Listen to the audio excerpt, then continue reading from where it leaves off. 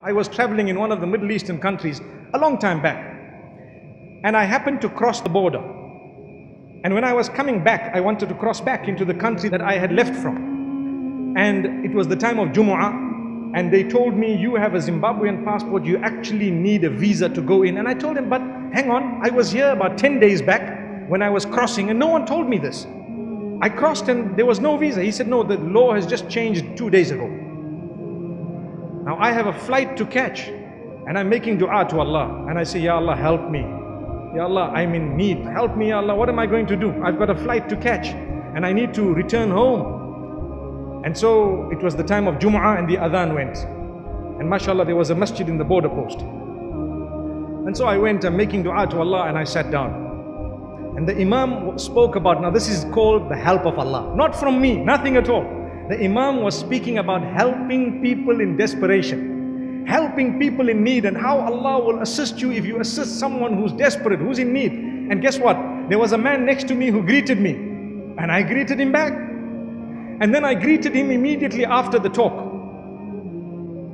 And I nodded my head, smiled at him and so on, and we started our salah. We were standing in the saf, straightening, the feet, and I started my salah and I ended. And when I finished, I made a dua to Allah subhanahu wa ta'ala, oh Allah, I don't know, it's only you that's going to help.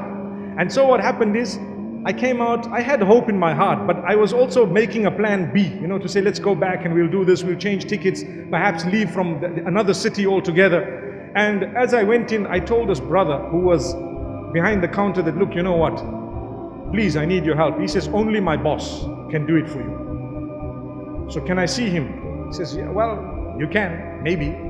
You can enter that door, and if he's there, you're lucky.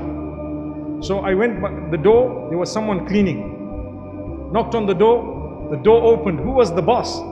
The man who sat next to me just the time of the khutbah and salah, and he read right next to me. And guess how I started my story? Assalamu alaikum. You can remember the smile, can't you? So I looked at him and I'm saying to myself, let me try and choose the best way of convincing him such that he will not be able to say no if he has a heart. I said, mashallah, I'm in need. I'm desperately in need. And I'm convinced Allah will send the help. And I hope and I pray that help can come through you at least, so that inshallah, I will be able to at least cross here. He looks at me and he thought for a moment, and I'm quite certain that the words of the Imam were ringing in his head. And then he tells me something. He says, you're right. It's only from Allah, not from me. He wrote in my passport, this man has been given oral permission to enter the country. The Arab nations, some of them, they have this. I don't know about now, but I'm talking of quite a while back. And he wrote it. I went to the front. The man looked at it and smiled. He stamped it and let me cross. As simple as ABC. But my life was coming to an end, basically, if that didn't happen. Not to an end, but what I mean is, it was going to be quite difficult. And then I told myself, I said, this is Allah subhanahu wa ta'ala. Imagine if we didn't greet. Imagine if I just sat. Imagine if he didn't greet. It was his quality. He was a big boss. I didn't even know. But he greeted, and this is what helped.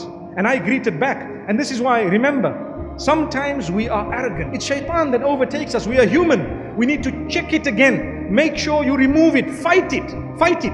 Be humble. I've seen people with mega wealth, and you'll never pick up that this man has wealth. And I've seen people with next to nothing, and they have their first $1,000, and next thing they feel like, subhanallah, I'm Bill Gates. Allahu Akbar. May Allah subhanahu wa ta'ala grant us goodness of the dunya as well as goodness of the akhirah.